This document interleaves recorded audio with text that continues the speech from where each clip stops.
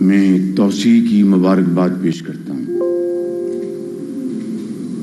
اور ان تمام پاکستان کے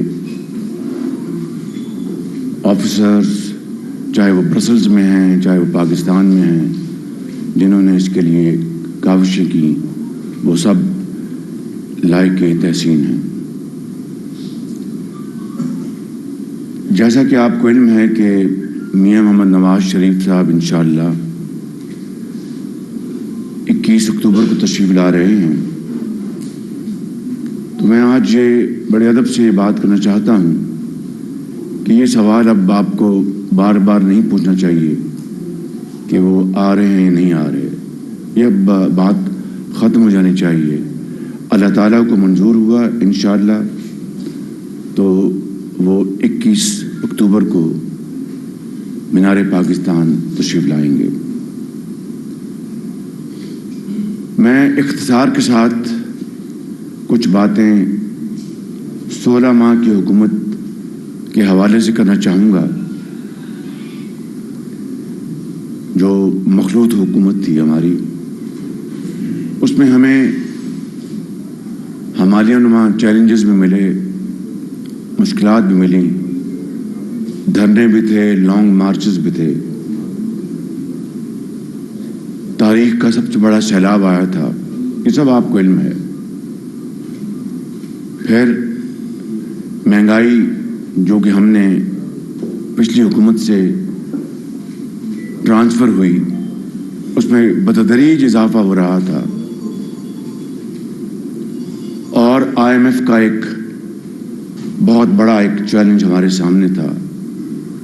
پچھلی حکومت نے وہ تمام شرائط طے کی تھی اور پھر خود ہی ان شرائط کو ماننے سے انکار کر دیا، اور جب ووٹ آف نو کانفیڈنس کا مرحلہ قریب آ رہا تھا تو انہوں نے اپنی ذاتی سیاست اور اپنی ذاتی جو ان کے مقاصد تھے اس کی خاطر ریاست کو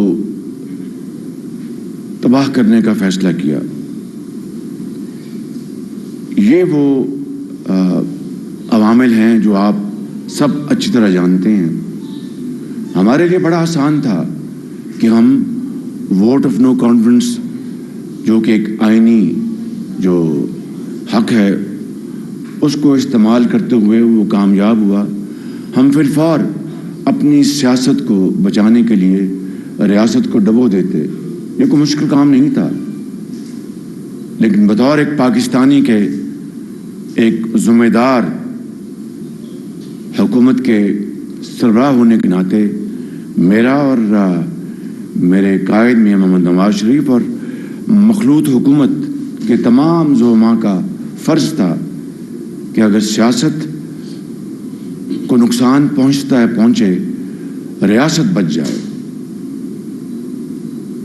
اور پھر آپ نے دیکھا کہ تاریخ کا سب سے بڑا سیلاب آیا، اس سے ہم نے نپٹنے کے لیے جو بھی وسائل، وقت، توانائیاں صرف کی۔ مہنگائی اپنے بتدریج وہ بڑھ رہی تھی، اس کو ہم نے قابو کرنے کے لیے پوری کوشش کی۔ کس حد تک ہم کامیاب ہوئے آپ کے سامنے ہے۔ میں ایک خطا کار انسان ہوں، یہاں پر نہ غلط بیانی کروں گا، اور ہمیشہ کوشش کی کہ غلط بیانی سے بچا جائے۔ تو ایک طرف معاشی بدحالی ہمیں ورثے میں ملی، اور دوسری طرف لانگ مارچز، دھرنے، جو بالآخر 9 مئی 2023 پہ آ کے اس کا جو ایک انتہا کا نقطہ تھا، جہاں پر پاکستان کے خلاف بغاوت ہوئی اور افواج پاکستان کے خلاف بغاوت ہوئی۔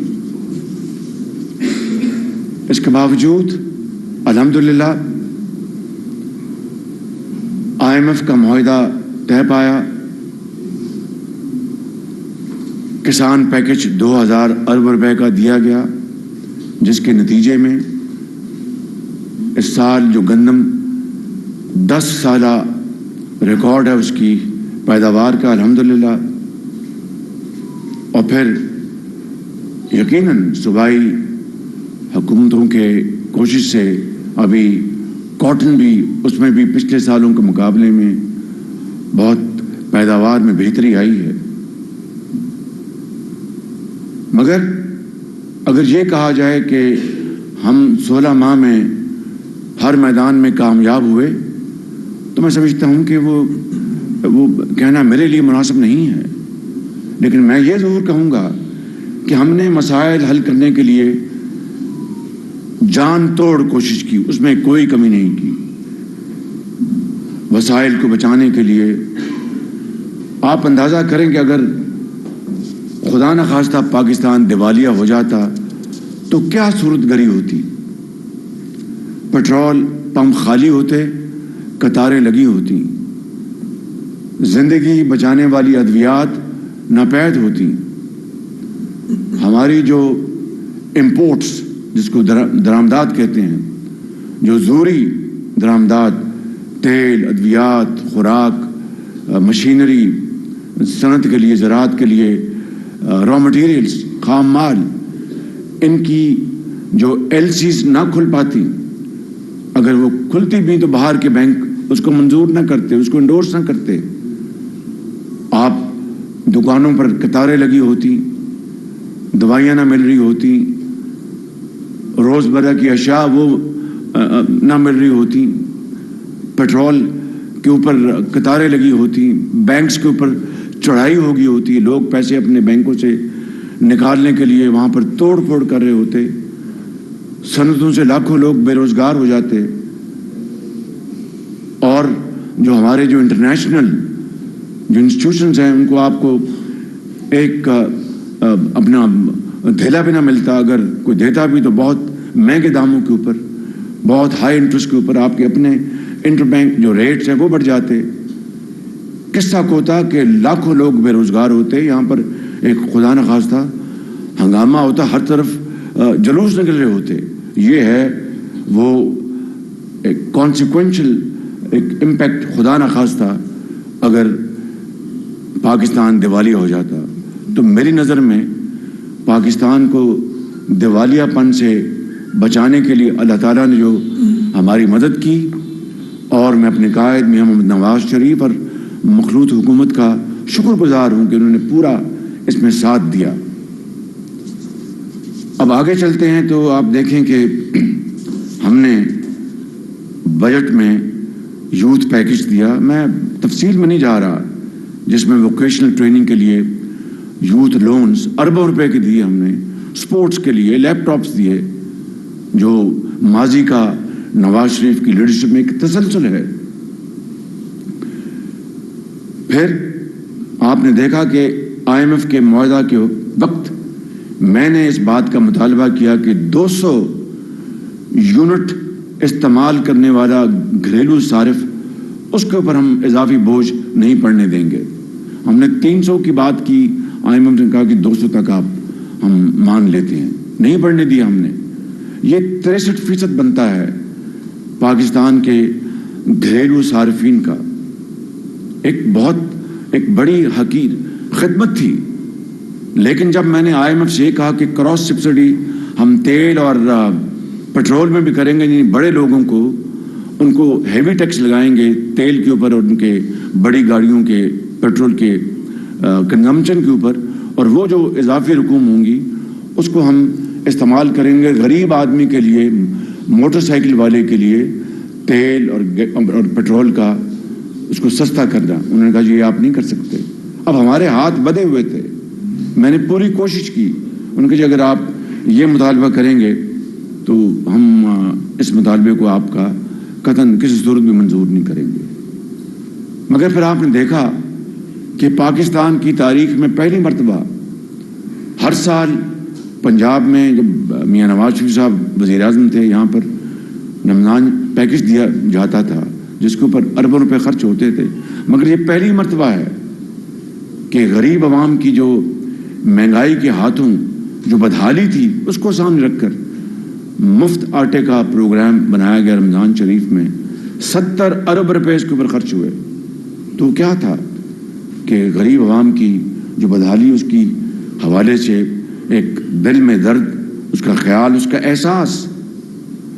تو یہ وہ حالات ہیں کہ انتہائی محدود وقت میں اور انتہائی مشکل جو ٹائم تھا اور بہت ہی محدود وسائل تھے، ہم نے الحمدللہ جو کچھ بھی حقیر خدمت کر سکتے تھے ہم نے کی. اور دیوالیہ اگر ہو جاتا تو سری لنکا سے بھی برا حال خدا نخواستہ پاکستان میں ہوتا، تو پھر آپ کیا کہتے؟ پھر آپ کہتے کہ یہ شہباز شریف، یہ پی ایم ایل این، یہ مخلوط حکومت، یہ کسی کام کے لائق نہیں، ان کو قیامت تک ان کے اوپر کانٹا لگا دو. اور اگر آج دیوالیہ پن سے پاکستان بچ گیا ہے، ریاست بچ گئی ہے، مجھے کوئی اس میں ایک لمحے کے لیے بھی کوئی کنفیوژن نہیں ہے کہ الحمدللہ میرا ضمیر مطمئن ہے کہ میں نے اور میری حکومت نے، میرے قائد نے، اگر میرے قائد مجھے کہہ دیتے کہ بھئی ہم نے سیاست بچانی ہے، چھوڑ دو، تو میں 2 منٹ میں استعفیٰ دے دیتا. لیکن ان کا بھی یہ فیصلہ تھا کہ یہ اب چیلنج آیا ہے، اس کو قبول کریں اور ریاست کو بچائیں، سیاست کی پرواہ نہ کریں. تو دوستو، زندگی میں اس طرح کے اتار چڑھاؤ آتے ہیں، نشیب و فراز آتے ہیں، اور تاریخ اس بات کی گواہ ہے، اور آنکھ بھرے پڑے ہیں. لہٰذا گھبرانے، پریشان ہونے کی کوئی ضرورت نہیں. انشاءاللہ اچھے وقت آئیں گے. اور اسی تناظر میں اب میاں محمد نواز شریف پاکستان تشریف لا رہے ہیں. میں بڑے اختصار کے ساتھ کچھ باتیں اس حوالے سے آپ کی خدمت میں عرض کرنا چاہتا ہوں. 1990 میں جب میاں نواز شریف پہلی مرتبہ وزیر اعظم پاکستان بنے تو جو اکنامک ریفارمز اس وقت آئی تھیں وہ پورے پاکستان کے لیے ایک نیا ماڈل تھا. لوگ باتیں کر رہے تھے کہ یہ اتنی بڑی ریفارمز، کیا پاکستان اس کا متحمل ہو سکتا ہے؟ چونکہ اس وقت کے صدر چونکہ اب اس دنیا میں نہیں، تو میں ان کے حوالے سے کوئی بات نہیں کرنا چاہوں گا کہ ان کے اس نواز شریف صاحب کے ریفارم پیکج کے حوالے سے کیا خیالات تھے. لیکن یہ حقیقت ہے کہ پاکستان کا روپیہ، اس کی قدر ہندوستان کے روپے سے زیادہ تھی، اور ہندوستان کے وزیر خزانہ نے میاں نواز شریف کے اس اکنامک ریفارم ماڈل کو وہاں پر اس کو کاپی کیا ہندوستان میں، اور کوئی چھپایا نہیں. نمبر 2، 1997 میں جب میاں نواز شریف صاحب دوسری مرتبہ وزیر اعظم منتخب ہوئے تو آپ کو اچھی طرح علم ہے کہ 28 مئی کو پاکستان نے ہندوستان کے دھماکوں کے بدلے 6 دھماکے کیے، اور پاکستان اللہ کے فضل و کرم سے ایٹمی طاقت بنا. جو ترغیبات اور دھمکیاں دی گئیں وہ سارا تاریخ آپ کے سامنے ہے، میں آپ کا وقت ضائع کرنا چاہتا. پھر وزیر اعظم واجپئی پاکستان تشریف لائے، بائی روڈ واگا کے اوپر ان کو ریسیو کیا گیا، اور مینار پاکستان جا کر انہوں نے کہا کہ جب پاکستان بنا تو ہمارے دلوں میں بڑے گھاؤ لگے تھے، آج میں پاکستان کو ہم دل سے اقرار کرتے ہیں. کتنی بڑی یہ ایک مورل ایک وکٹری تھی پاکستان کی اور پاکستان کی تاریخ بنانے والوں کے عظیم شہیدوں کی، جنہوں نے پاکستان کے لیے اپنا خون دیا. اور پھر کارگل کا واقعہ ہوا، آپ جانتے ہیں، اور ہر چیز پر پانی پھر گیا. یا تو کارگل کے ذریعے نہ کشمیر فتح کر لیتے تو آج تاریخ اور ہوتی. کارگل کا جو واقعہ ہے اس کے جو ایک شدید نقصانات ہیں وہ آپ سب کے سامنے ہیں. انٹرنیشنل معاشی سماجی انٹرنیشنلی ہمارا بائیکاٹ کر دیا گیا، اور کارگل کا یعنی بے بنیاد طور پر نواز شریف کو ذمہ دار ٹھہرانے کی ایک بھونڈی کوشش کی گئی.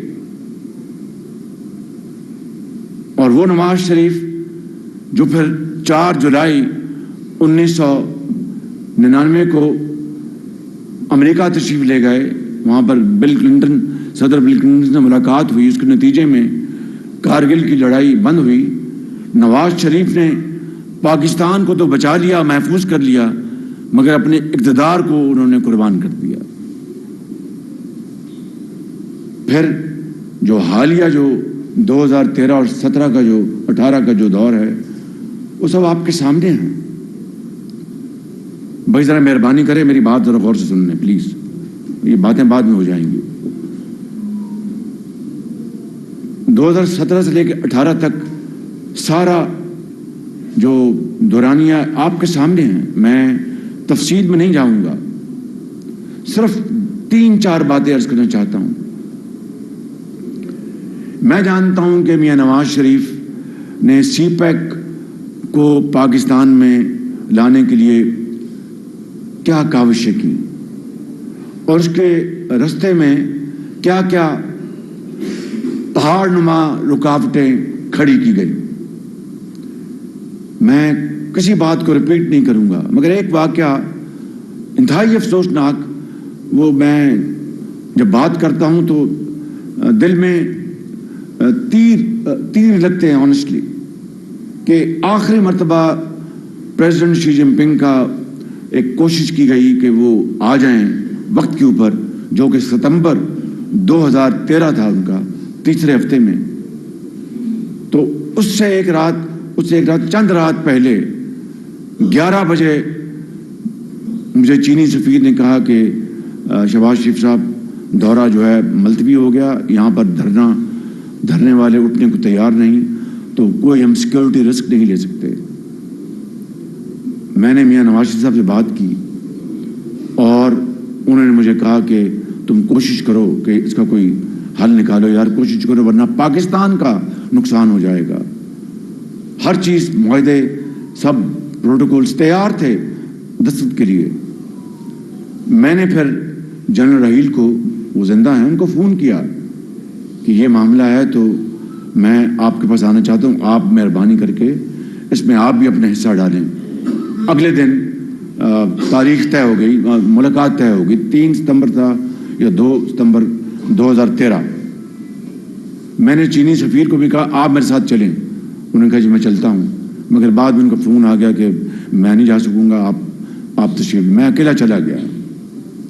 وہاں پر جنرل رحیل مجھے ملے اور انہوں نے کہا کہ آپ بیٹھے، میں ابھی ٹیلی فون کر کے آتا ہوں، جو مجھے انہوں نے کہا کہ چینی ڈیفنس منسٹر کو۔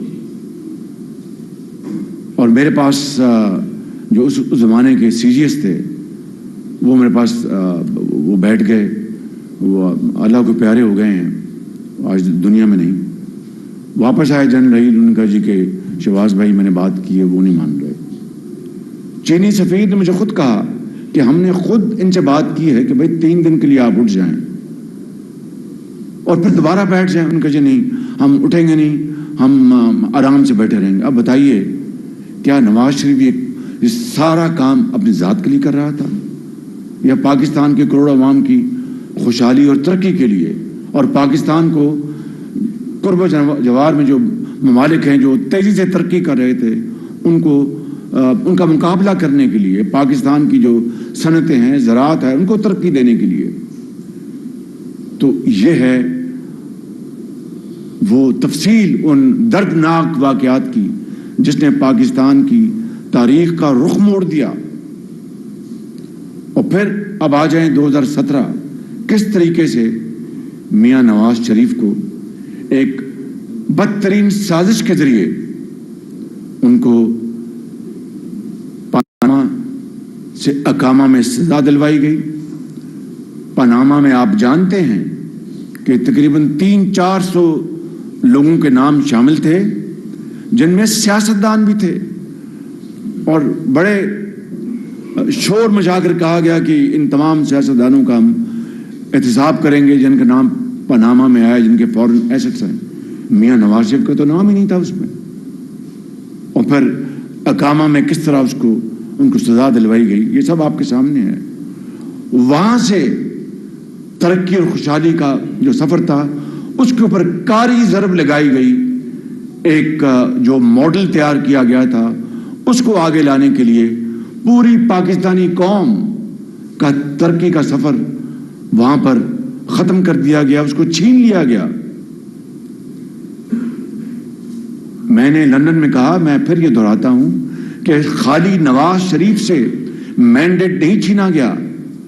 ساری دنیا جانتی ہے کہ پنجاب میں آخری دن بھی الیکشن میں ہم پنجاب میں جیت چکے تھے, جیت رہے تھے نہیں, جیت چکے تھے.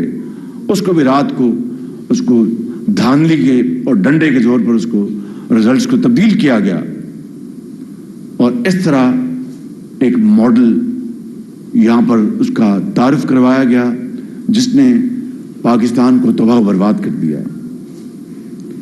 اگر آپ دوسری بات مجھ سے پوچھیں کہ یہ 16 ماہ میں دوسری کون سی ایسی بات ہے جو باتیں میں گنوا چکا ہوں آپ کو, دوسری یا تیسری جس سے آپ مطمئن ہیں, تو بلا خوف تردید میں کہوں گا کہ ہماری جو خارجہ پالیسی کو تباہ کر دیا گیا تھا اس کو کاری ضرب لگائی گئی انا پرستی کے ذریعے, رونت کے ذریعے, تکبر کے ذریعے. الحمدللہ ان تعلقات کو ہم نے بہت حد تک دوبارہ ان کو بحال کیا. لہذا نواز شریف کو نکال دیا گیا اقتدار سے. پاکستان کی ترقی کا سفر جو کہ 6.5% پر بڑی برکفتاری سے آگے بڑھ رہا تھا, ہماری زراعت, ہماری صنعت, ہماری باقی جو ہمارے یوتھ نوجوانوں کے لیے ہسپتال, یونیورسٹیاں, جو بھی آپ کہہ لیں, یہ تمام پروگرامز بہت تیزی سے آگے بڑھ رہے تھے, وہ سب ختم کر دیے گئے. اور پھر جو ظلم و ستم کی ایک لمبی ایک طویل رات ہے اس کے بارے میں کچھ نہیں کہنا چاہتا, وہ آپ اچھی طرح جانتے ہیں. یہ ہے وہ پس منظر جو میں نے آپ کے سامنے بیان کیا, اور اس کے تناظر میں اب انشاءاللہ میاں نواز شریف پاکستان دوبارہ تشریف لا رہے ہیں اور اس ترقی اور خوشحالی کے سفر کو وہیں سے شروع کریں گے جہاں پر وہ ختم ہوا یا اس کو ختم کر دیا گیا. آپ ضرور سوال کریں گے کہ شہباز شریف یہ کس طرح ہوگا, ابھی 16 ماہ میں یہ ہوا, اس سے پہلے 4 سالوں میں یہ ہوا. تو جب نواز شریف صاحب 2013 میں اقتدار میں آئے تھے تو 20 گھنٹے کی لوڈ شیڈنگ ہوئی تھی. وہ کس طرح ختم ہوئی آپ بہتر جانتے ہیں. اس سے پہلے مہنگائی کس شرح پر تھی, وہ تاریخ کی سب سے نچلی سطح پہ آئے گی, کس طرح آئی وہ اچھی طرح آپ جانتے ہیں. اور اسی طرح جو باقی اقدامات, سی پیک میں $30 ارب کی سرمایہ کاری ہوئی, عملی طور پر آپ نے دیکھا پاکستان کے خزانے سے اربوں ڈالر خرچ کر کے بجلی کے نئے پلانٹس لگائے گئے LNG کی بنیاد پر. جس طریقے سے وہ پروگرام اس کو عملی جامہ پہنایا گیا, جس کمٹمنٹ اور محنت کے ساتھ, اسی طریقے سے اس تباہ شدہ معیشت کو دوبارہ بحال کرنے کے لیے نواز شریف اپنی قیادت میں اپنی ٹیم کے ساتھ اس ملک کی ترقی اور خوشحالی کے سفر کو دوبارہ اس کا آغاز کریں گے. اور یہ جان جوکھوں کا کام ہے, یہ کوئی آسان کام نہیں. اور دیکھیے کہ ستم ظریفی دیکھیے, تاریخ کا جبر دیکھیے کہ بار بار ہم اسی دائرے میں گھومتے ہیں. کچھ معاملہ بنتا ہے پھر ٹوٹ جاتا ہے, پھر کچھ معاملہ بنتا ہے پھر ٹوٹ جاتا ہے. یہ ہے بدقسمتی ہماری تاریخ کی, یہ ہے وہ جبر. وگرنہ جن قوموں نے ترقی کی وہاں پر پولیٹیکل یعنی سیاسی سٹیبلٹی آئی, معاشی ترقی آئی, جو کہ آپس میں دونوں جڑے ہوئے دو نام ہیں, لازم و ملزوم ہیں. مگر آپ نے دیکھا کہ کس طرح ہمارے 16 ماہ میں لانگ مارچز اور دھرنوں کا اعلان ہوتا رہا, کبھی وزیر آباد میں کبھی کہیں, اور 9 مئی پر کیا اس ملک پر ایک آفت آئی کہ وہ ادارے جو اس کام پر مامور ہیں جن کے افراد نے، جن کے سپوتوں نے، بیٹوں نے جان ہتھیلی پہ رکھ کر، چاہے وہ جنگیں لڑنی ہوں، چاہے وہ دہشت گردی کا خاتمہ کرنا ہو، انہیں کے اوپر چڑھ دوڑے، تو پھر آپ یہ کہیں کہ جناب یہ مہنگائی کیوں کنٹرول نہیں ہوئی، یہ تباہی کیوں ہوئی، یہ ملک آگے کیوں نہیں بڑھا؟ یہ ہے وہ پس منظر جو میں چاہتا تھا کہ میں آج آپ کے سامنے پیش کروں اختصار کے ساتھ، اور یہ بتانا چاہتا ہوں کہ انشاءاللہ میاں نواز شریف تشریف لائیں گے، وہ اپنا جو معاشی پروگرام ہے، جو قوم کی اس تقدیر کو بدلنے کا جو ان کے ذہن میں خاکہ ہے، وہ 21 اکتوبر کو خود اپنی زبانی مینار پاکستان میں آپ کو انشاءاللہ اپنی زبان سے بتائیں گے، اور وہ پروگرام ہے جس سے پاکستان انشاءاللہ تیزی سے آگے بڑھے گا، اور ان کی ٹیم کے یہ ممبر اور جو اس کمرے میں موجود نہیں، سب مل کر وہ شبانہ روز محنت کریں گے اور پاکستان کی تقدیر ضرور بدلیں گے انشاءاللہ۔ بہت شکریہ۔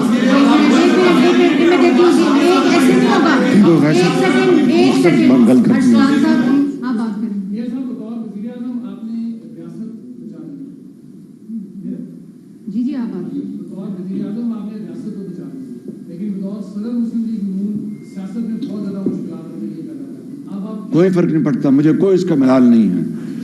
اگر ریاست بچ گئی ہے تو سیاست بھی بچ جائے گی انشاءاللہ، قطعاً مجھے کوئی اس کا ملال نہیں ہے۔ کس بیانیے میں کیا بیانیہ ہوگا؟ انتخابی میدان میں آپ اتر رہے ہیں، شروع کرنے لگے ہیں 21 اکتوبر سے باقاعدہ۔ دوسرا سوال کہ کچھ قائد کی واپسی میں کچھ قانونی مشکلات ہیں، اس کے بارے میں۔ پہلے سوال کا تو جواب میں نے دے دیا، اور ریاست بچ گئی تو ہم بچ گئے، سب کچھ بچ گیا۔ اگر نہ بچتی تو پھر نہ بچتی تو میں نے اس کا خدا نہ خواستہ جو حال ہو سکتا تھا وہ میں نے پیش کر دیا، اور قانونی جو رکاوٹیں کوئی حائل نہیں۔ ہمارے جو قانون کے ماہرین ہیں انہوں نے میاں صاحب کو گو ہیڈ دیا، وہ تشریف لائیں اور وہ آئین اور قانون کا وہاں سامنے پیش ہوں گے، اس کا مقابلہ کریں گے انشاءاللہ۔ آپ کی پریس کانفرنس کا خلاصہ یہ ہے کہ آج جن مسائل اور مشکلات کا شکار ہم ہیں، اس کا نقطہ یہ ہے کہ کسی بھی حکومت کو اس کی مدت پوری نہیں کرنی چاہیے۔ کیا گارنٹی ہے کہ آنے والے دنوں میں اس طرح کے معاملات ہمارے ساتھ پیش نہیں آئیں گے؟ اور دوسرا سوال یہ ہے کہ محمد نواز شریف صاحب ان مشکل حالات میں کیا معاشی پروگرام لے کر آ رہے ہیں جس سے ایک عام آدمی مسلم لیگ نون سے جوڑ لگائے؟ میں نے آپ کو گزارش کی کہ وہ خود اپنا جو سارا جو منصوبہ ہے، پروگرام، وہ آپ کو خود آ کے وہ آپ ان کی زبانی سنیں گے۔ میں نے اختصار کے ساتھ بتا دیا کہ وہ تشریف لا رہے ہیں، اپنے ہم وطنوں کے ساتھ مل کر اس ملک کے زخموں پر مرہم پٹی کریں گے، اور پاکستان کی ترقی اور خوشحالی، کروڑوں نوجوان بچوں اور بچیوں کے مستقبل کو تابناک بنانے کے لیے پاکستان وہ ہر چیز کریں گے جس کی قوم کو ان سے توقع ہے، اور جس کا مظاہرہ انہوں نے ماضی میں ایک مرتبہ نہیں، ایک سے زیادہ مرتبہ کر کے دکھایا ہے۔ جی ابراہیم صاحب۔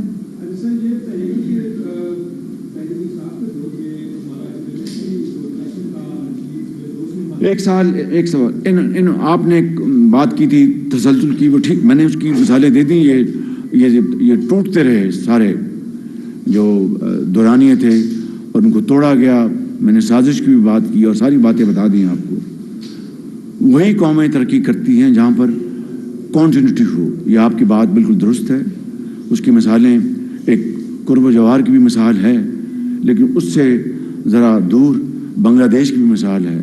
جب تک کہ سیاسی اور معاشی جو سٹیبلٹی نہیں ہوگی، قوم کے اندر ایک یکجہتی نہیں ہوگی، قوم اکٹھی نہیں ہوگی۔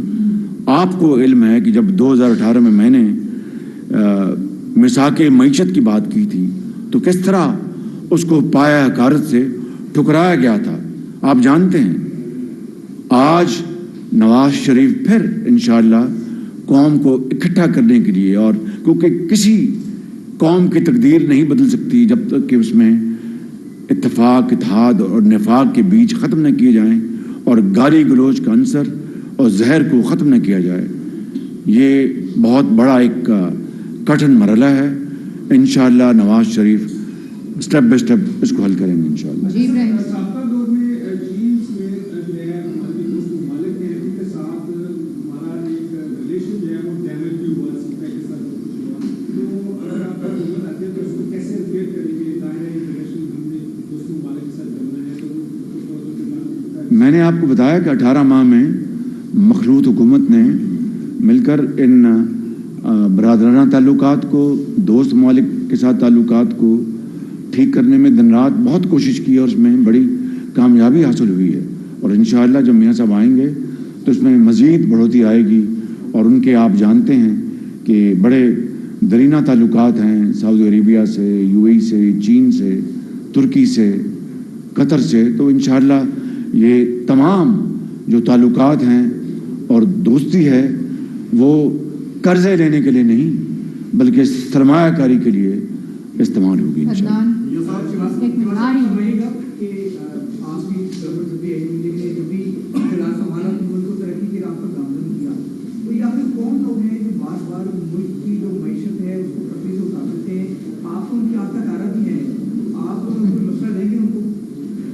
ये आंख का तारा जो है, आपने अच्छा किया ये सवाल कर ही दिया।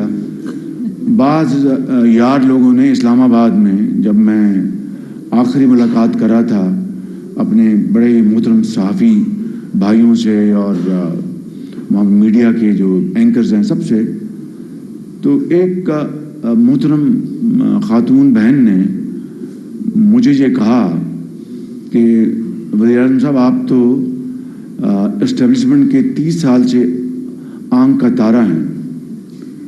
उसका जो अखबारों में अगले दिन या टेलीविज़न पर जो आया उसका मुझे दुख हुआ कि बात वही करनी चाहिए जो कही गई है। आप अपने पास से बात करेंगे तो ये सहाफ़त नहीं है, ये फिर ज़र्द सहाफ़त है। मैं बिल्कुल अपना लगी लपटी के बगैर बात कर रहा हूँ। मैंने ये कहा था कि अगर मैं आंख का तारा हूँ जो आप कह रही हैं तो मुझे कौन से लड्डू मिल गए इन 3 सालों में। अगर जनरल मुशर्रफ ने मियाँ नवाज शरीफ को इक़्तिदार से निकाला और अटक फोर्ट भिजवाया तो मैं भी वहाँ गया, वहाँ पर अडयाला में मैं भी वहाँ गया, लांडी जेल में मैं भी गया, गरीबुल वतनी में नवाज शरीफ साहब के साथ मैं भी गया। जब मैं उसके बाद की बात कर रहा हूँ, जब मियाँ साहब को इक़्तिदार से निकाला गया और हमारा डाका डाला गया हमारे इलेक्शन के ऊपर, तो मियाँ साहब को गिरफ्तार किया गया, मैं भी गिरफ्तार हुआ। 1 दफ़ा नहीं 2 दफ़ा हुआ, कमर की भी कोई परवाह नहीं की गई। कहने का मकसद ये है कि ये आंख का तारा जो आप कह रहे हैं, मैं उसे तो मैं आपको कोई जवाब नहीं देना चाहता, मगर उसके नतीजे में मुझे क्या मिला ये बता दें आप ज़रा। एक मिनट, ऐसे नहीं जी, मैं बोल रही हूँ, ऐसे नहीं हो सकता, फिर कोई सवाल नहीं होगा। एक मिनट रुक जाए ना, मंसूर बात करें आप। ये सब बहुत शुक्रिया। 2 हिस्से हैं इस सवाल के।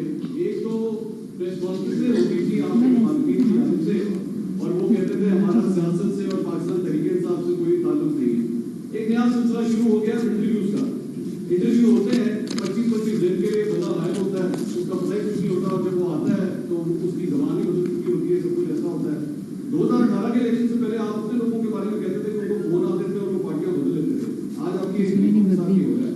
अगले इलेक्शन में अगर इस तरह इलेक्शन हुए क्या क्रेडिबिलिटी होगी? और दूसरा सवाल जहाँ पे लोगों के गायब होने की बात है, हमारे ही सहाफ़ी बरादरी के हमारे साथी भाई इमरान रियाज खान आपके दौर के अंदर गायब हुए, 4 माह से भी जायद नहीं मिले।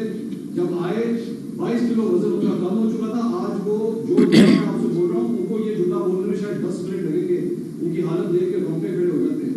आप इसके बारे में क्या जवाब देंगे? मुझे आपकी बात, मैंने सवाल आपको सुना है मंसूर साहब, गुजारिश ये है कि ये जो बात आप करें कि 25-25 दिन के लिए गायब हो जाते हैं और 30 दिन के लिए, मैं कतन इसके हक में नहीं हूँ। अगर ऐसा हुआ है मुझे इसका इल्म नहीं, आप बेहतर जानते हैं, लेकिन मैं इसके हक में नहीं। लेकिन ये जो आप बात कर रहे हैं कि 25-25 दिन के लिए गायब हो जाते हैं, 12 अक्टूबर को मुझे और नवाज शरीफ को कई महीनों के लिए गायब कर दिया गया था और हमारे बाल बच्चों को, मेरे बूढ़े माँ बाप को इल्म नहीं था कि हम कहाँ हैं, और रात और दिन एक हमें लगता था, अंधेरा था। जरा काश आप उसका भी जिक्र कर देते। हमने तो नवाज शरीफ ने तो कभी किसी से गला नहीं किया। हमने तो 9 मई को जाके अपना GHQ पे हमने नहीं करवाए, ना किसी को कहा, ना किसी को इसकी तरगीब दी। नवाज शरीफ को एक दफा नहीं, एक से ज़्यादा मरतबा अपना हथकड़ियाँ लगी, अपना जलावतनियाँ हुई, जेलों में डाला गया। उन्होंने तो कभी अपना पार्टी के लोगों को उकसाया कि जाके लाहौर के कोर कमांडर हाउस पे हमला कर दो। उन्होंने तो कभी किसी को कहा कि जाके वहाँ पर GHQ में जाके हमला कर दो। उन्होंने हमेशा पाकिस्तान की खैर मांगी। उन्होंने हमेशा अफवाज पाकिस्तान, शहीदों और गाजियों के लिए दुआ की, पाकिस्तान की जो तरक्की और खुशहाली के लिए दुआ की। ये फ़र्क है जी। आरिफ आप बात करें। आरिफ आप बात करें। मैं दे रही हूँ जी, मैं दे रही हूँ। आरिफ आप बात करें। मुझे उसका इल्म नहीं। आप बता रहे हैं। नहीं, मैंने नहीं ख्याल में हमारे दौर में जाएगी, मेरे इल्म नहीं। अगर आप कह रहे तो मैं आपकी बात की तरदीद नहीं कर रहा, लेकिन आप कह रहे हैं अब वो घर आ गए हैं। 4 महीने के बाद घर आया, उनकी हालत देखिए तो ढांचा हो चुका है। अगर मुझे आप मौका देंगे, मैं पता करके नेक्स्ट टाइम आपको बताऊंगा इंशाल्लाह।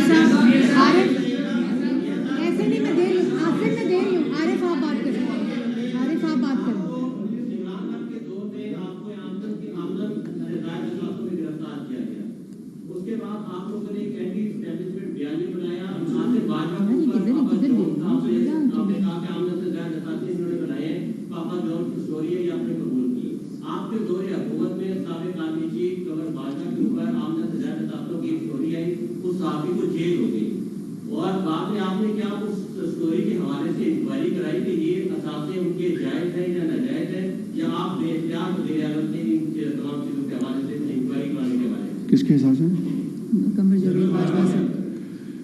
देखिए, बात ये है, प्लीज आपका सवाल बड़ा रेलेवेंट है।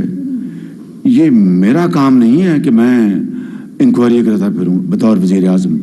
उसका एक इदारा है, उसका नाम है नेशनल अकाउंटेबिलिटी ब्यूरो, नैब जिसे कहते हैं। ये अलग बात है कि इमरान नियाजी और नैब गठजोड़, ये इस्तिलाह मैंने दरियाफ्त की थी, असेंबली में मैंने इसका जिक्र किया था आज से 4.5 साल पहले।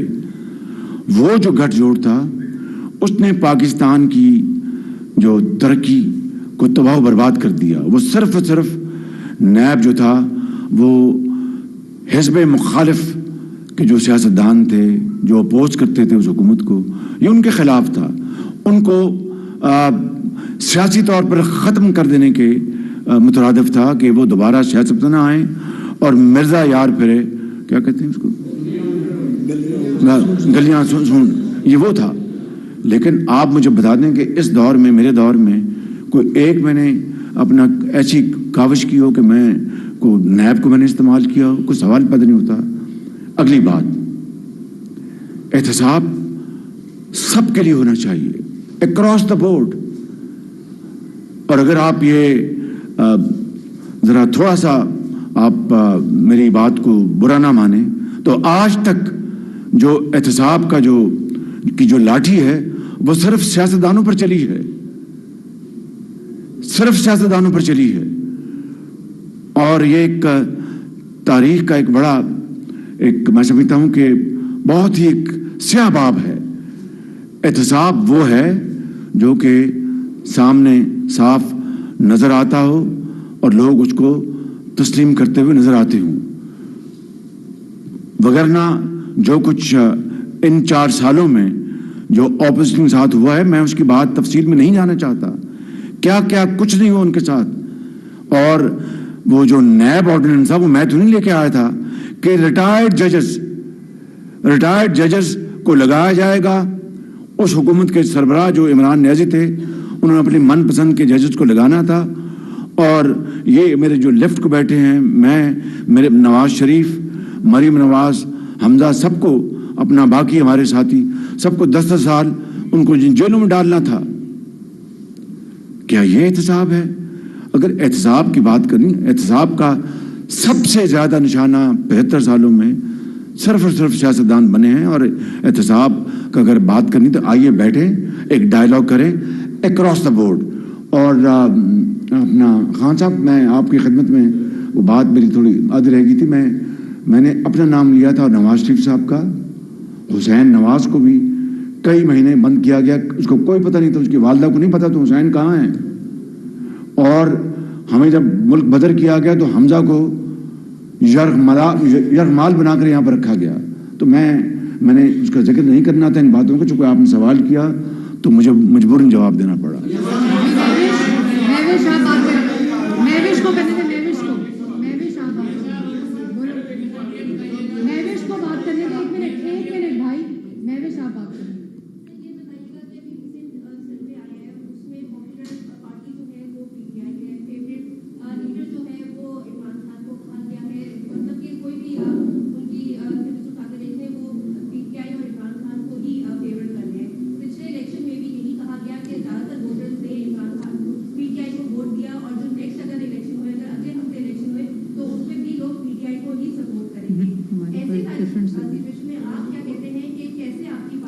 जी शुक्रिया बीबी, आपने सवाल किया, एक रेलेवेंट सवाल किया। गुजारिश ये है, क्या मैंने कोई गलत बात कही?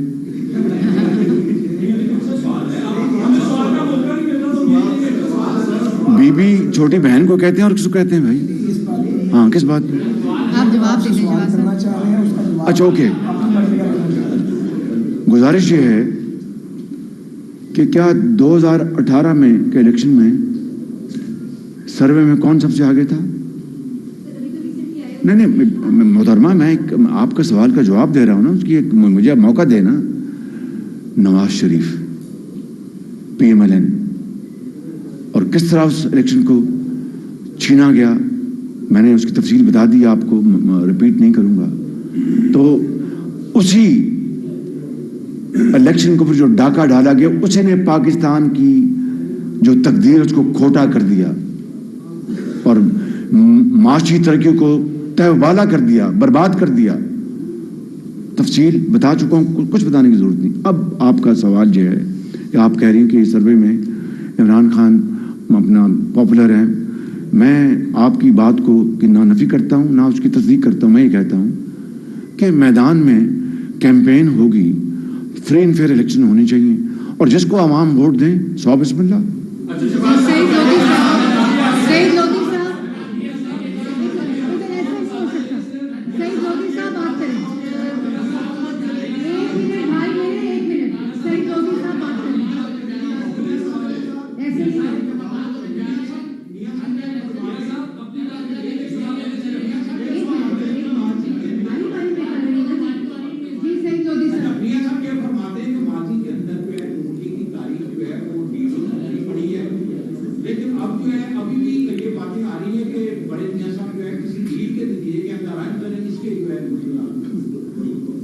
ये मैं सवाल आपका जवाब इस तरह दूंगा कि वो जो डीलों की बातें हमारे वाले से, वो उसकी बेबुनियाद बातें जो होती रही हैं, वो सब आपके सामने हैं, सब आपके सामने हैं।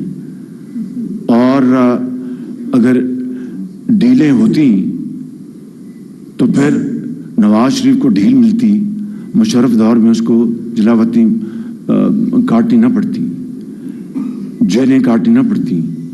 अलबत्ता हमारी जो फौज है उसके एक जिम्मेदार शख्स की प्रेस कॉन्फ्रेंस में आपने सुना होगा, और मुझे यकीन है कि आपको भी उनकी बात से इख्तलाफ करने का कोई जवाज़ नहीं। उन्होंने कहा था कि इमरान खान ने जनरल बाजवा को कहा कि मैं आपको इनडेफिनेट, मैं आपको एक्सटेंशन दूंगा अगर आप मेरी मदद करें। बस ये है जवाब आपके सवाल का।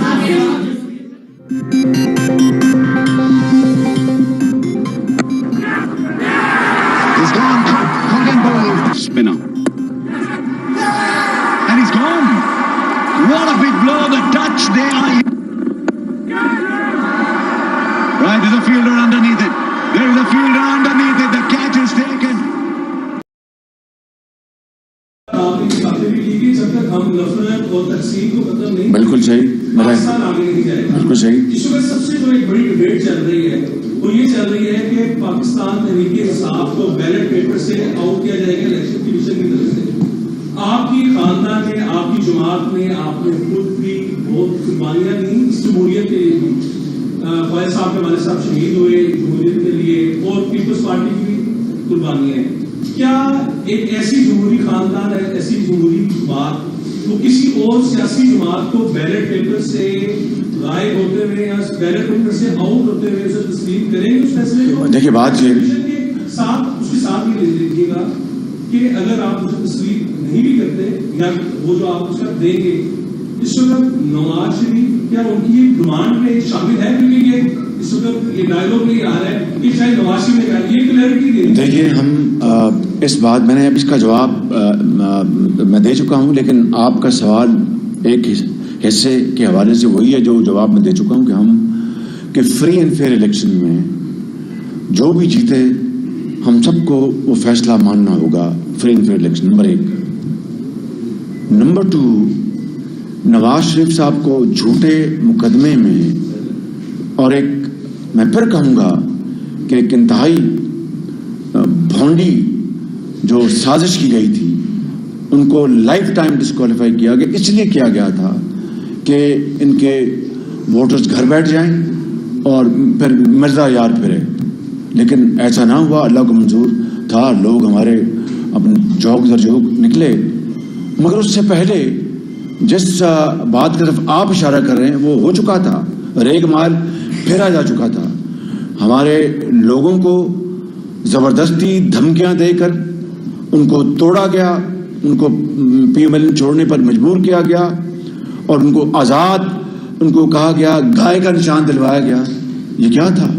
ये वही जिसकी तरफ आप इशारा कर रहे हैं कि उनको गाय का निशान मिल जाए और वो शेर और गाय और उसके अलावा जीप का निशान दिया गया। तो ये क्या था? This was pre election massive rigging. तो मेरा आपका जो सवाल जो है बिल्कुल मैं उसको समझाऊं और जवाब यही है कि सबको फ्री एंड फेयर मुसावी मौके मिलने चाहिए। अदनान आप बात करें, एक ऐसे नहीं होगा भाई। अदनान आप बात करें, एक इधर दे रही हो, एक इधर दे रही हो। अदनान आप बात फरमाइएगा कि आज लाहौर हाई कोर्ट में एक रिपोर्ट पेश की गई है मियां नवाज शरीफ साहब की सेहत के हवाले से, जिसमें मियां नवाज शरीफ की सेहत के हवाले से आज लाहौर हाई कोर्ट में एक बरतानवी मेडिकल सेंटर की रिपोर्ट पेश की गई है, जिसमें उनके दिल के हवाले से कुछ तथ्यात का इज़हार किया गया। आप चूंकि उनसे इंटच है, आप फरमाइएगा क्या वो वापस आएंगे अपनी मेडिकल? जी, मैंने आज नहीं कई मरहलों पे कहा, आज फिर मैं दोहरा देता हूं कि इंशाअल्लाह वो तशरीफ ला रहे हैं और यकीनन डॉक्टर्स की क्लियरेंस के बाद वो तशरीफ ले आएंगे। एब्सोल्युटली इंशाअल्लाह। उनको आप बात कर सर, आंखों पर आप बात कर। ये कृपान तो नहीं पहनी हुई, क्या पहना हुआ आपने?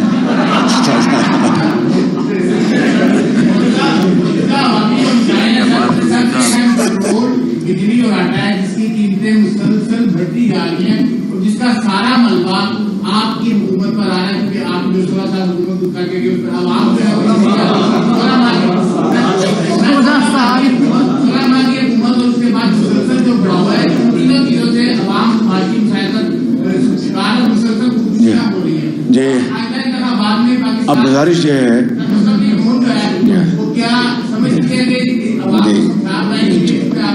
गुजारिश है कि अगर आपने 16 माह को 16 साल बनाना तो मैं क्या कहूँ आपसे।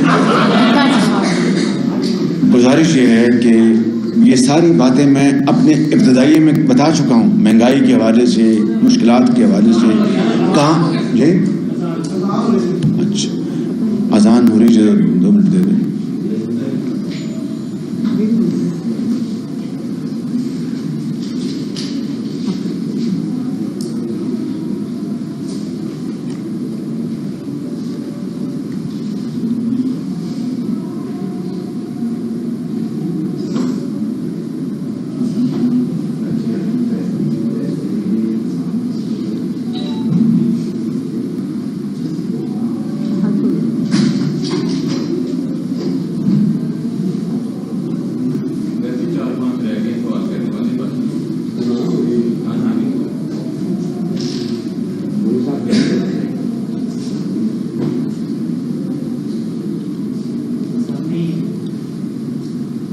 जी। अच्छा, अब मैं आपका बात यह है कि मैं महंगाई के हवाले से आपको एक पूरा पस मंज़र मैं बता चुका हूँ, लेकिन आपका सवाल जो है, मैं 2017-18 में आटा 35 रुपए किलो था, चीनी 52 रुपए किलो थी, रुपया डॉलर का तनासब 100 रुपए था, 104 रुपए था। ये है वो नवाज शरीफ का दौर। इन 16 माह में जहाँ पर महंगाई की सारी बातें मैं कर चुका हूँ, आपके भी सवालात बिल्कुल वहाँ पर उस हवाले से रेलेवेंट हैं। रमज़ान शरीफ में 76 साल में मुफ्त आटा तकसीम करने में 70 अरब रुपए जो खर्च किए गए, इंतज़ामी हवालों से आप कुछ कह सकते हैं सरांकों पर, लेकिन वो वही सोच है नवाज शरीफ की काशी करती है कि अगर गरीब आवाम का हम ख्याल नहीं रखेंगे तो ये बाकी तमाम चीज़ें जो हैं वो धरी की धरी रह जाएंगी। ये सोच की काशी है। बड़े मेरी तरफ देखिए ना आप, सवाल के लिए बात मेरी तरफ, जो बड़ी गाड़ियाँ चलाने वाले उनके ऊपर ज़्यादा पेट्रोल का बोझ डालकर इजाफी रकूम गरीब आदमी को, मोटर बाइक वाले को सब्सिडी देना, ये उसी सोच की अक्कासी है। मगर पीटीआई के दौर में सरकारी अस्पतालों में मुफ्त अद्वियात का खत्म कर देना, काश आप उसका भी जिक्र कर देते। भाई बात मेरे आपसे देखना, आप सवाल के मुझे जवाब देने देना भाई। कैंसर के मरीजों की मुफ्त अद्वियात खत्म कर देना, उसका भी आप जिक्र करते, जो नवाज शरीफ के दौर का एक अजीम कारनामा है। हेपेटाइटिस के मरीजों, लाखों मरीजों की मुफ्त अद्वियात का खत्म हो जाना, इससे बड़ा जुल्म क्या हो सकता था गरीब आदमी के लिए। PKLI जो कि इस मुल्क के लिए नवाज शरीफ ने एक तोहफा दिया, जिगर और गुर्दे के ट्रांसप्लांट और उसके अमराज के लिए, जिसके लिए नवाज शरीफ ने वफाक में और पंजाब में मैंने अरबों रुपए के फॉरेन एक्सचेंज के साथ गरीब तरीन यतीमों को, बेवाओं को भिजवाया हिंदुस्तान और चीन इलाज के लिए। उसका ये लगा, उसको किस तरह सियासत की नजर कर दिया गया, उसको तबाह बर्बाद कर दिया गया। मैं ज्यादा नहीं जाना चाहता, खुदारा जरा जब सवाल करें तो गरिमान जाके।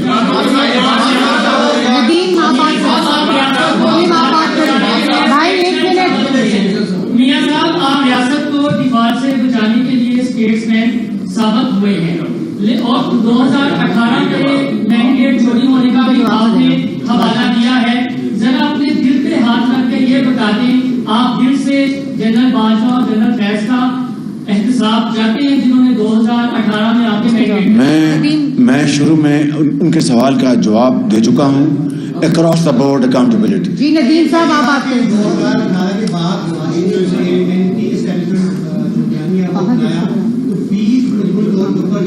मौका जी सबको 19 में कामयाबी हासिल की।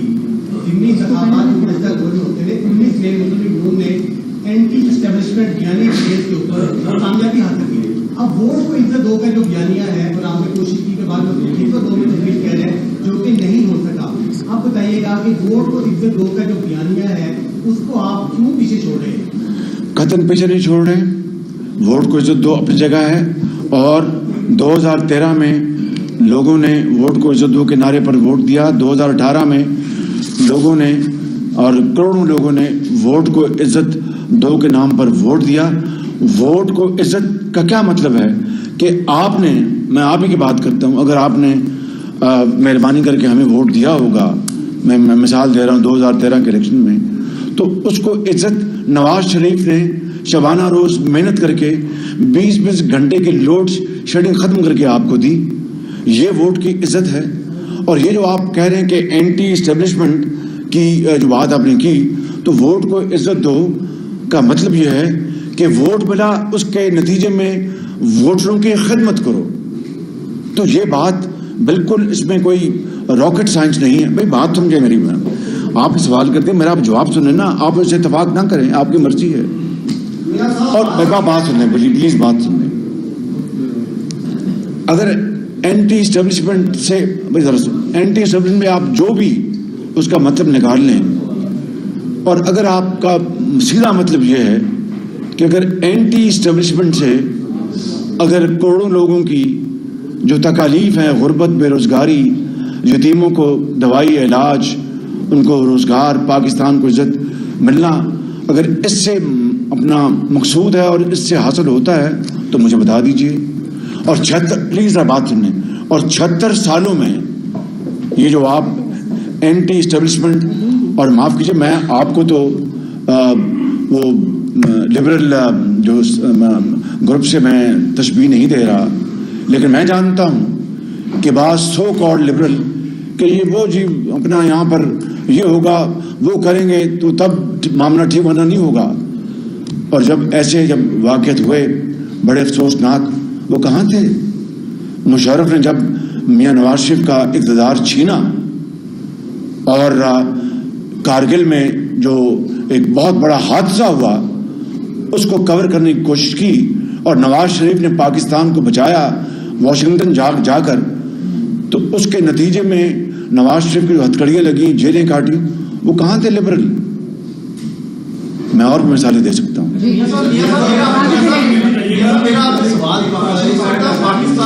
پاکستان کی سیکورٹی کے حوالے سے سوال ہے کہ دہشت گرد حملے پچھلے کچھ ٹائم میں کافی زیادہ بڑھے ہیں, اور جو پچھلے دنوں ایپیکس کمیٹی کی میٹنگ ہوئی, نگران سیٹ اپ کی, اس میں انہوں نے فیصلہ کیا کہ جتنے بھی افغانی غیر قانونی طریقے سے پاکستان آئے تھے ان کو واپس بھیج دیا جائے. 30 اکتوبر کی تاریخ دی گئی ہے.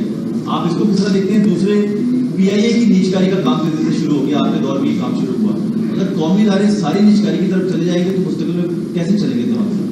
شکریہ, مہربانی. دیکھیے یہ بات ہو رہی ہے وہ افغان جو کہ غیر قانونی طور پر پاکستان میں موجود ہیں, اور یہ خالی غیر قانونی افغان نہیں, غیر قانونی لوگ جو پاکستان میں موجود ہیں, یہ ان کے خلاف یہ پالیسی بنائی گئی ہے. نمبر 1. نمبر 2, یہ میں جدا طور پر یہ بات کر رہا ہوں کہ حالیہ دنوں میں اور حالیہ مہینوں میں, بلکہ پچھلے 2 سالوں میں جو دہشت گردی میں اس ملک میں جو ایک دم اس میں جو تیزی آئی ہے, اور وہ بے گناہ سینکڑوں ہزاروں لوگ شہید ہو گئے ہیں دوبارہ, اس کے تہ میں آپ کو جانا چاہیے, ہمیں جانا چاہیے. میں اس بات کا, آپ بھی گواہ ہیں کہ اس وقت کے وزیر اعظم نے کیا کہا تھا کہ ہم ان کو یہاں رکھیں گے, ان کے بچوں کو بھی یہاں رکھیں گے. اور جیلوں سے 700 دہشت گرد جیلوں سے کس نے چھڑوایا؟ میں نے تو نہیں چھڑوایا تھا. اگر آپ کو پاکستان کے کروڑوں بچوں, ماؤں اور بہنوں, اس ملک کا امن کا احساس ہے جو کہ ہے آپ کو, تو پھر ضرب عضب اور رد الفساد میں جو قربانیاں دی گئیں اس کو ہمیں اپنے پیش نظر رکھنا چاہیے. دوسری بات آپ نے کی وہ یہ ہے کہ نشکاری کا, جو PI کی بات میں نہیں کر رہا, اسٹیل مل کی بات میں نہیں کر رہا, میں ان تمام اداروں کی بات کر رہا ہوں جن کو آپ انگریزی میں SOEs کہتے ہیں, اسٹیٹ اونڈ انٹرپرائزز, یعنی سرکاری ادارے جو بنائے گئے پچھلی دہائیوں میں. 700 ارب روپے سالانہ, 700 ارب روپے سالانہ اس میں ڈوب جاتے ہیں سالانہ. بھائی ہاں بالکل, آپ سواری نشان دیکھیں, میں آپ کو فیکٹس بتا رہا ہوں. 700 ارب روپے. اب بتائیے یہ کس کا پیسہ ہے؟ اس غریب قوم کا, ٹیکس گزار کا, ایک سیلوٹ کلاس کا, وہ لوگ جو ایمانداری سے ٹیکس دیتے ہیں, یا قرضوں کا ہے. تو کیا یہ پیسہ 700 ارب روپے اگر آپ سالانہ ڈبو رہے ہیں ان اداروں میں, تو پھر یہ ملک کس طرح بحال ہوگا؟ اسی سے جڑا ہوا ایک اور پوائنٹ میں بتا دیتا ہوں. آج میرا مقصد نہیں تھا لیکن چونکہ آپ نے بات کر دی, یہ ایڈیشنل ٹیکس لگانے کی میں ابھی بات نہیں کر رہا. اس وقت جو ٹیکسز لگے ہیں, چاہے وہ امپورٹ ڈیوٹیز ہیں یا کسٹمز ڈیوٹیز ہیں, کسٹمز کی مد میں سینکڑوں ارب روپے جو ہیں وہ بالکل سائفن آف ہو رہے ہیں, برباد ہو رہے ہیں, ڈوب رہے ہیں بالکل. کیا یہ اسٹیٹ کا اگر غریب آدمی کو, یتیم کو, بیوہ کو اس کو علاج مہیا کرنا ہے, روزگار دینا ہے, تعلیم دینی ہے, یہاں پر سڑکات بنانے, زراعت کو, صنعت کو, اگر ملک کو آگے لے کے جانا ہے تو اگر وسائل آپ پیدا نہیں کریں گے اور اس طرح وسائل جو مانگے تانگے کے ہیں ان کو ہم ڈبو دیں گے تو پھر خدا حافظ ہے ہمارا. فیصل بات کریں فیصل. یہ سب یہ بتا دیجیے گا کہ ایک تو آگے جو ہے وہ آپ یہ کہہ رہے ہیں کہ ہمیں حکومت ملتی ہے تو ہم معیشت کو ٹھیک کریں گے, definitely it is the ultimate target. لیکن اس کے علاوہ یہ بتا دیجیے گا 3 دفعہ نون لیگ ڈسی گئی ہے, نواز شریف صاحب کو ڈسا گیا جس کا آپ ذکر بھی کرتے رہے اپنے جلسوں کے اندر. تو اسٹیبلشمنٹ بھی اس بات کو کہہ چکی ہے کہ جو ریٹائرڈ جنرلز ہیں انہیں عام لوگوں کی طرح ٹریٹ کیا جائے. تو آپ کو نہیں لگتا کہ ان ریٹائرڈ جنرلز کا جنہوں نے میاں صاحب کے ساتھ یہ کیا انہیں عبرت کا نشان بنایا جائے تاکہ پریسیڈنٹ سیٹ ہو؟ اس چیز کو بتا دیجیے گا کہ کیا آگے آپ ایسا دیکھیے, آپ نے وہ راستہ تلاش کرنا ہے اور وہ آپ نے سفر اختیار کرنا ہے جہاں پر اس ملک کی جو تقدیر ہے وہ بدل جائے, پاکستان کا بیکاری پن ختم ہو جائے. ایزیئر سیٹ دین ڈن, راتوں رات نہیں ہوگا, شبانہ روز محنت کرنی ہوگی. ایک الگ موضوع ہے, بات کروں گا. یہاں پر لاکھوں کروڑوں لوگ ہیں جن کو روزگار چاہیے, علاج چاہیے, جابز چاہیے. نواز شریف انشاءاللہ اسی راستے کو اختیار کریں.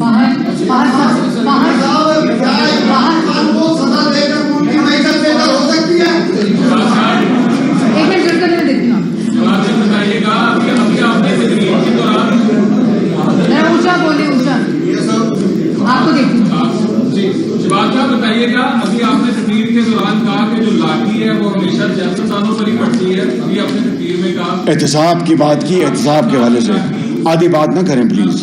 لیکن میں آپ سے یہ سوال کرنا چاہوں گا کہ جب بھی ترقی کا سفر شروع ہوا تو ہماری جو سابق فوجی ہیں انہوں نے اس پر اتنا برا کردار جو ہے انہوں نے نبھایا. اب اگر آپ حکومت کا بیانیہ لے کر آتی ہیں تو پھر کیا آپ کو یقین ہے کہ آئندہ آنے والے وقت میں جب آپ پلاٹ نہیں کریں گے تو کوئی جنرل باجوہ یا جنرل پہل پیدا نہیں ہوگا؟ شانتی کے کال لیں. فہد شہباز آپ بات کریں. ہمیں ایک تدبر, حوصلے اور جرت کے ساتھ فیصلے کرنے ہیں. فہد شہباز. یہ صاحب مجھے جاننا یہ ہے کہ مریم بی بی نے اپنا پہلا جب جلسہ کیا شاہدرہ میں تو تقریباً 20 منٹ کی تقریر میں انہوں نے ایک دفعہ بھی آپ کا ذکر نہیں کیا 16 مہینے کی آپ کی گورنمنٹ کا. پھر آپ کی ایک فوٹیج ہم نے دیکھی جس میں آپ کی بلٹ پروف گاڑی کے ارد لوگ جمع ہیں اور اسے رد عمل کا اپنا اظہار کر رہے ہیں. اور دوسرا سر جو سب سے اہم ہے, منی لانڈرنگ کیس میں جس جج نے حمزہ صاحب کو اور آپ کو ایکویٹل کیا تھا, آپ نے بطور پرائم منسٹر اس کے 19 دن بعد اسے انفارمیشن کمشنر کے عہدے پہ تعینات کر دیا تھا. اس کی کیا وجہ؟ دیکھیے بات, آپ مجھے جتنا مرضی اکسا لیں, میں آپ کے I will not fall in your trap. جی آپ نے بڑی محنت کر کے سوال کیا جیسے یاد آ 2013 میں پروجیکٹ شروع ہوا, یا آیا یا لایا گیا یا ویسے بھی آیا یا ویسے ساری سیاسی جماعتیں ہیں, ذہن سازی کی بھی چور ڈاکو کرپشن کر کے لوٹ مار کر کے باہر چلے گئے, یا ذہن سازی کی بھی یوتھ کے اندر 10 عرصے میں جو یوتھ ووٹر ایڈ ہوا ہے ان کے ذہنوں میں یہ سوال ٹھیک کرنا. دوسرا اس کا کیا رپلائی عوام کو لے کر اور کس طریقے سے اس کو کور کر کے بیانیے میں ایڈجسٹ کر کے لے کے جائیں گے. اور ساتھ ایک چھوٹا سا سوال یہ ہے, یہ سوال ہی تھا کافی لمبا سوال ہے کہ کیا وہ کم موقع ایسا پیدا ہوا اور یہ کیا یہ کنفرم ہے کہ جب آرمی چیف کی تعیناتی کا معاملہ آیا تو آپ پر دہشت گرد کے ماشاءاللہ لگا دیا جائے گا اور کمرے سے آپ کو اٹھایا گیا؟ کتنے سوال کیے آپ نے؟ یہ آپ نے آئی تھنک 10 in 1 کر دیے ہیں. بہرحال گزارش یہ ہے کہ یوتھ کو, ہماری پاکستان کی جو یوتھ ہے, نوجوان نسل ہے, وہ بہت قیمتی ہے. اس کو ہمیں مواقع مہیا کرنے ہوں گے, تعلیم کے, روزگار کے اور جدید علوم کے. جو پچھلے 5-10 سالوں میں جو گالی گلوچ اور جو زہر آلود جو بیانیہ ان کے ذہنوں میں داخل کرنے کی کوشش کی گئی ہے, ہمیں مل کر, ہم سب کو مل کر اس کا تدارک کرنا ہوگا. اور انشاءاللہ اس نوجوان نسل کو اگر صحیح مواقع مہیا کیے گئے تعلیم کے, جدید علوم کے, روزگار کے, تو پاکستان کا مستقبل بہت تابناک ہے انشاءاللہ. ایک منٹ بھائی, ایسے پھر ختم ہو جائے گا. میں آپ کو ایسے نہیں کر سکتے بھائی. جی میں سوال دے رہی ہوں آپ کو, میں دیتی ہوں آپ کو. میاں صاحب, آپ نے اپنی پریس کانفرنس میں بار بار یہ کہا کہ میاں نواز شریف 29 اکتوبر کو تشریف لا رہے ہیں انشاءاللہ. جتنا یقین آپ کو میاں صاحب کے 29 کو آنے کا ہے, کیا اتنا ہی یقین آپ کو یہ بھی ہے کہ الیکشن ہو جائیں گے؟ کیونکہ ابھی تک الیکشن کمیشن نے کسی قسم کی کوئی ڈیٹ کا اناؤنسمنٹ نہیں کیا. میں کوئی ولی تو نہیں ہوں کہ میں یہاں پر ولایت کی باتیں کروں. الیکشن کمیشن کا فرض ہے کہ وہ الیکشن کروائے, اور انشاءاللہ الیکشن اپنے وقت پر ہونے کی ہمیں پوری امید ہے انشاءاللہ.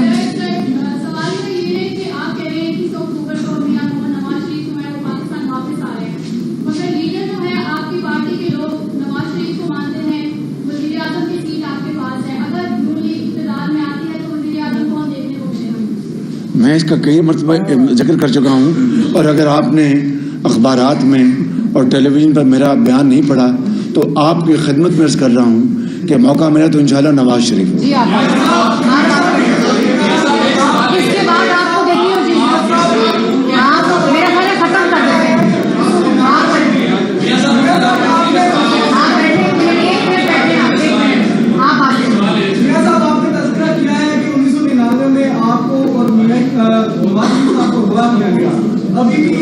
میں نے اغوا کرنے کی بات نہیں کی. Please don't put words in my mouth. Please جو میں نے کہا اس کو وہ کہیں. ابھی بھی اسی طرح کی غائب کرنے کے جو واقعات ہیں وہ ہو رہے ہیں. کیا سمجھتی ہیں یہ غائب کرنے والے بندے کون ہیں؟ کیا مسلم لیگ نون کے پاس کوئی ایسا ایجنڈا ہے کہ ان جو غائب کرنے والے لوگ ہیں ان کے بھی ہاتھ جو ہے وہ روکے؟ میں جواب اس کا دے چکا ہوں, پہلے آپ رپیٹ کر رہے ہیں سوال ان کو لے لیجیے.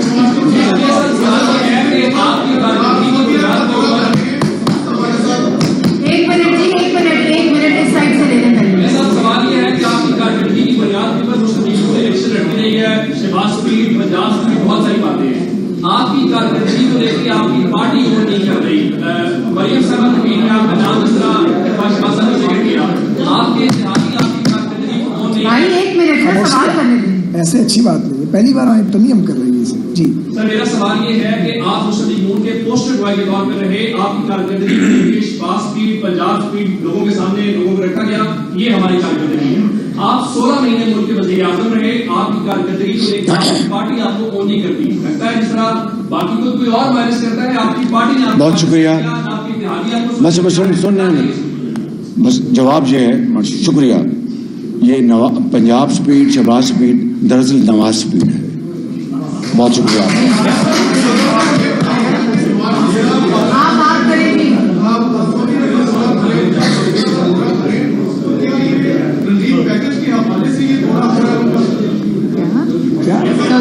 سعودی عرب کا دورہ, ریلیف پیکج کا دورہ ہے.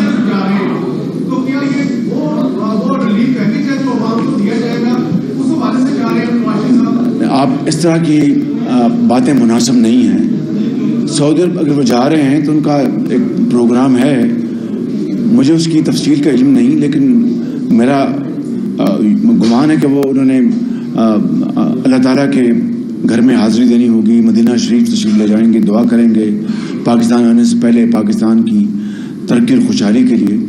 تو میں سمجھتا ہوں کہ آپ میاں صاحب کی سوچ سے اچھی طرح آگاہ ہیں کہ وہ قرض لینے میں وہ بلیو نہیں کرتے. وہ جو سرمایہ کاری ہے اس میں بلیو کرتے ہیں.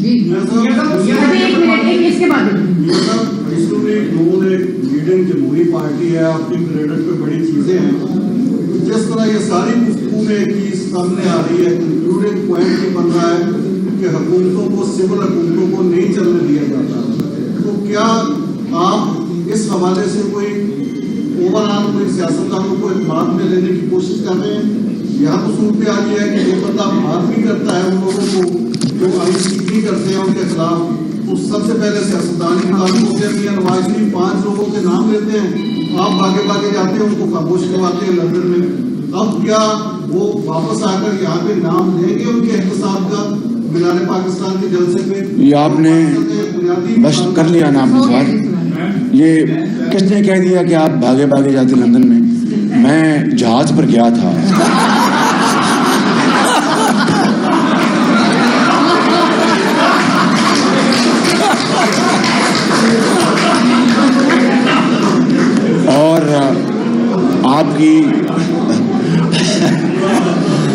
और आपकी तमाम बातों का जवाब ये है, वही जो मियां नवाज शरीफ साहब ने शहीद मोहतरमा बेनज़ीर भुट्टो साहब के साथ जो मामला किया था, मिसाक जमहूरियत, इस मुल्क के ज़ख्म के ऊपर मरहम पट्टी और मुल्क के अंदर जो उसको तकसीम दर तकसीम इसका ख़ात्मा, उसके लिए मियां नवाज शरीफ साहब इंशाअल्लाह तशरीफ ला रहे हैं और भागे भागे हर जगह जाएंगे।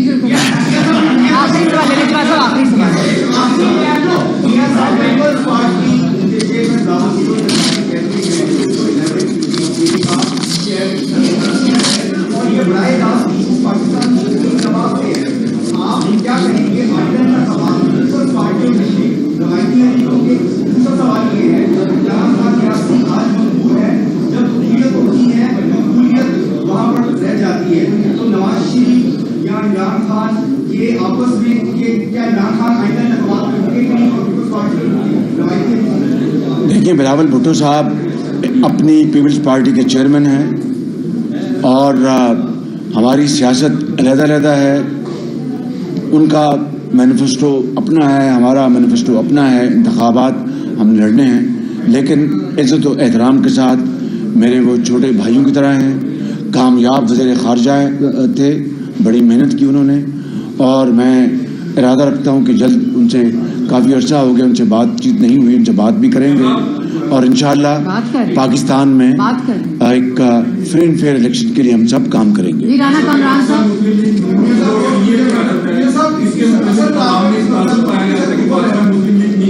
उनकी जो सीनियर क्यादत है या तो वो इक़्तिदार में होती है या फिर उन्हें मदद होती है, इसको लंदन करना है। और हाल ही में भी जब आपकी गवर्नमेंट थी तो तमाम दूसरा लंदन चले गए। इस अवामी तासुर के साथ किस तरह से 10 लाख लोग जो है हमारे पाकिस्तान के, चलो मेहरबानी। राना कामरान साहब, देखिए, ये आपका सवाल बनता ही नहीं है कि मियां नवाज शरीफ को जब मुल्क बदर किया गया तो उसको आपका क्या ख्याल था? जब उनको हथकड़ियाँ लगाकर अटक जेल भेजा गया, फोर्ट में भेजा गया, उसका तो आपका ख्याल क्या था? और अगर कोई शख्स जेन्युइनली बीमार है और इलाज के लिए वो गया है तो उसको आप इस तरह का नाम दें? मुझे बात सुनने प्लीज़, मुझे दुख होता है कहते हुए, आप सब नहीं, आप में से अक्सर लोग बड़े ज़िम्मेदार, बड़े रिस्पॉन्सिबल सहाफ़ी हैं, लेकिन मैं वो मिसालें भी दे सकता हूँ जब मोहतरमा कलसूम नवाज साहिबा बिस्तरे मर्ग पर थी तो किस तरह संगीन मजाक उड़ाया गया था।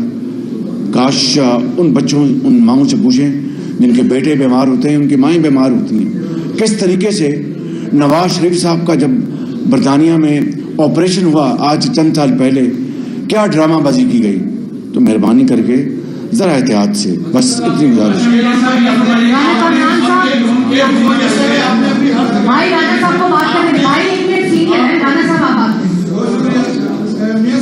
सबसे बड़ा जो इस वक्त टारगेट है वो मियां नवाज शरीफ साहब का, लोगों को जो वापस आ रहे हैं पाकिस्तान में, ये बताइए कि इस वक्त सबसे बड़ा टारगेट क्या? मियां साहब का वेलकम जी, ये बताइए कि इस हवाले से अभी तक जो सूचना नजर आ रही है कि वो उस लेवल की एक्टिविटीज अभी तक दौर में नजर नहीं आई। क्या मियां साहब के शहर इस्तेमाल के लिए तैयारियां क्या हैं? अल्हम्दुलिल्लाह बहुत शानदार तैयारियां हैं, बड़ी मेहनत हो रही है और उसके ऊपर पूरी काबज़ जारी, पूरी पार्टी सब कर रहे हैं, बिल्कुल इंशाअल्लाह।